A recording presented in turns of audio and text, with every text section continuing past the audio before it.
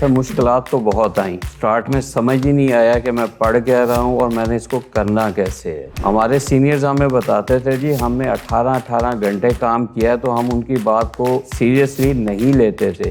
لازم اس فیلڈ کو جوائن کریں. آپ محنت کریں, آپ کو ضرور ریوارڈ ملے گا, گارنٹی سے میں کہہ سکتا ہوں.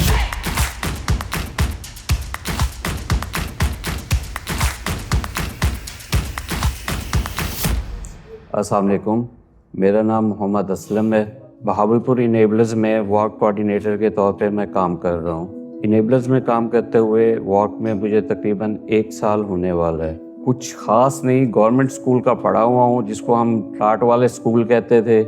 وہاں پہ جو ہے ٹیچر سے ڈنڈے بھی کھائے ہیں, مرغا بن کے بھی مار کھائی ہے. گورنمنٹ کی ساری ایجوکیشن ہے, وہیں سے اچھے استادوں سے پڑھ کے یو بی ایل میں گریڈ 3 تک پہنچا ہوں. وہ چھوڑا, اس کے بعد میں یوں ہی چلا گیا. وہاں پہ بھی الحمدللہ اپنا بزنس کیا ہے, 5-7-8 سال کامیابی سے کیا ہے. اب اس کو وائنڈ اپ تو نہیں کیا, سٹل وہ رننگ ہے, لیکن اب کچھ اپنے مسائل کی وجہ سے گھر واپس آنا پڑا ہے مجھے.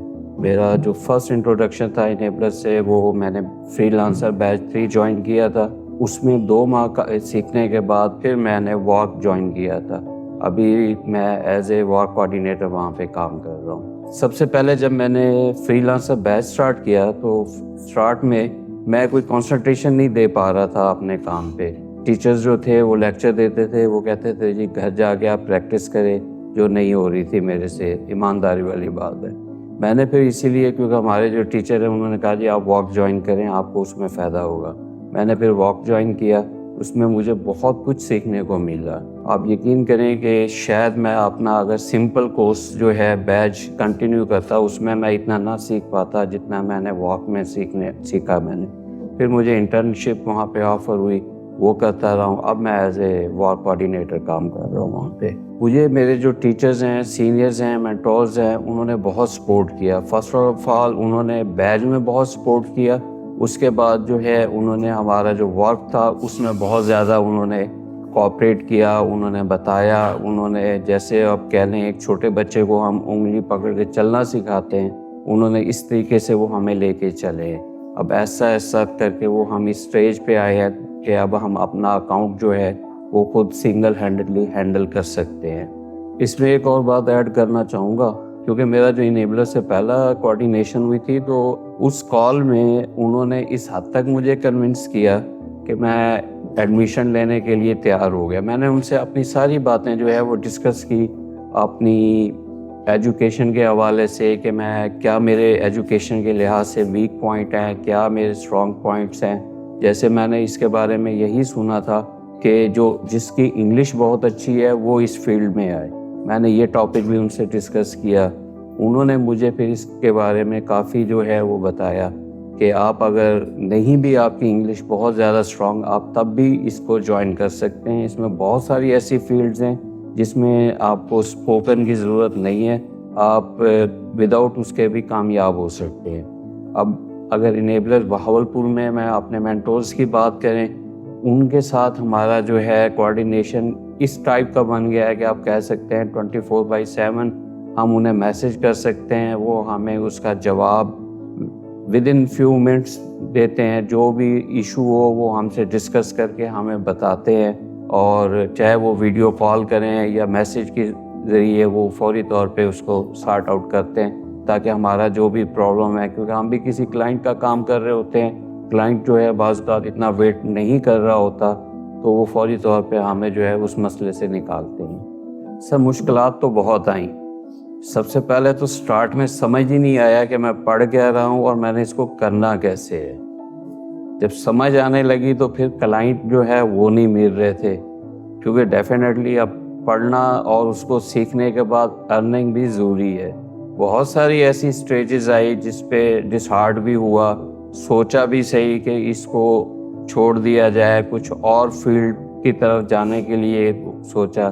تھوڑا وہ فیز ہوتا ہے انسان پہ, کبھی 4 گھنٹے کا, کبھی 6 گھنٹے کا. میرا یہ ہے کہ میں لیپ ٹاپ بند کر کے اس کو سائڈ پہ رکھ دیتا تھا, باہر آؤٹنگ پہ چلا گیا, تھوڑا سا مائنڈ فریش ہوا, فریش ایئر میں جا کے, تو پھر واپس اپنے کام پہ واپس آ جاتے تھے. لیکن اگین جب آپ کے سینئرز اور آپ کے جو مینٹورز ہیں وہ آپ کو ایسی سچویشن میں ہیلپ آؤٹ کرنے کے لیے بیٹھے ہوں، آپ کو بتائیں کہ آپ نے جو مشکل وقت ہے وہ اپنا گزار لیا ہے، اب آپ کی ارننگ جو ہے وہ سٹارٹ ہونے والی ہے، تھوڑا سا آپ اور اس پہ کانسنٹریٹ کریں، تھوڑا سا اور صبر کے ساتھ اس کو لگیں اس کے ساتھ، تو انشاءاللہ تعالیٰ آپ کی ارننگ سٹارٹ ہوگی۔ اور الحمدللہ ایسا ہی ہوا ہمارے ساتھ۔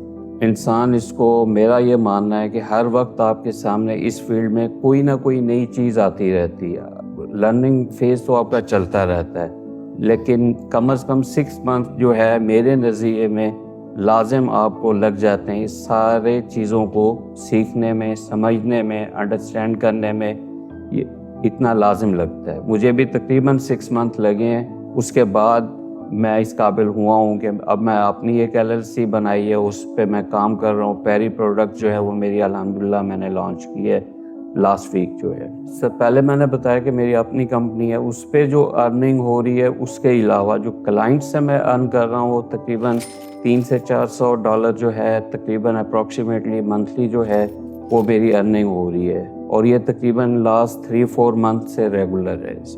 فیوچر گول ابھی میں نے سٹارٹ کیا ہے اپنے ہول سیل بزنس سے، لیکن انشاءاللہ تعالیٰ آنے والے کچھ عرصے میں PL کی طرف جانا چاہ رہا ہوں۔ جیسے ہم سب جانتے ہیں کہ وہ بیسک ہے اور اینڈ پہ اسی نے رہنا ہے، اس میں جو بھی امیزون پہ ہے ہول سیل جیسے آج کل ہم دیکھ رہے ہیں اس میں دن بدن مشکلات جو ہے ان میں اضافہ ہوتا جا رہا ہے، تو اس لیے انشاءاللہ تعالیٰ ودن فیو منتھ PL کی طرف جاؤں گا۔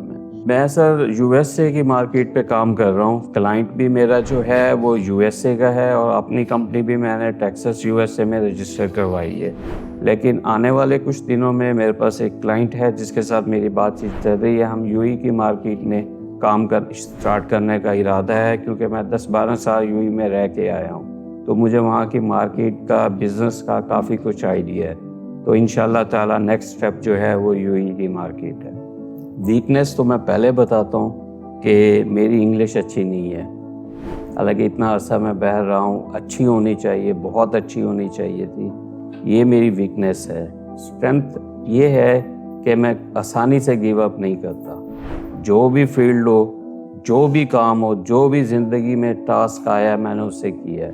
میری سمپل ایجوکیشن ہے، اس کے باوجود میں نے بینکنگ کی ہے، بینکنگ چھوڑ کے میں نے UAE میں جاب بھی کی ہے، بزنس بھی کی ہے۔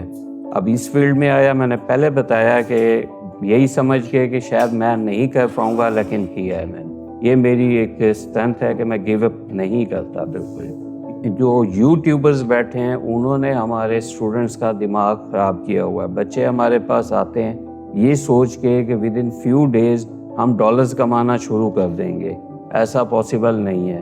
لازم اس فیلڈ کو جوائن کریں، لیکن یہ مت سوچیں کہ یہ ایک کوئی بہت ہی ایزیلی آپ اس سے ارن کر لیں گے۔ کم از کم آپ 6 منتھ اس پہ دیں، اور وہ بھی فل کانسنٹریشنز کے ساتھ۔ یہ نہیں ہے کہ آپ دن میں گھنٹہ یا 2 گھنٹے لگائیں اور آپ کہیں کہ جی 6 منتھ پورے ہو گئے اور میری ارننگ نہیں سٹارٹ ہو رہی، ایسا نہیں ہے سر۔ ہمارے سینئرز ہمیں بتاتے تھے جی ہم نے 18 گھنٹے کام کیا ہے، تو ہم ان کی بات کو سیریسلی نہیں لیتے تھے، لیکن آج میں کہتا ہوں کہ وہ بالکل صحیح کہتے تھے۔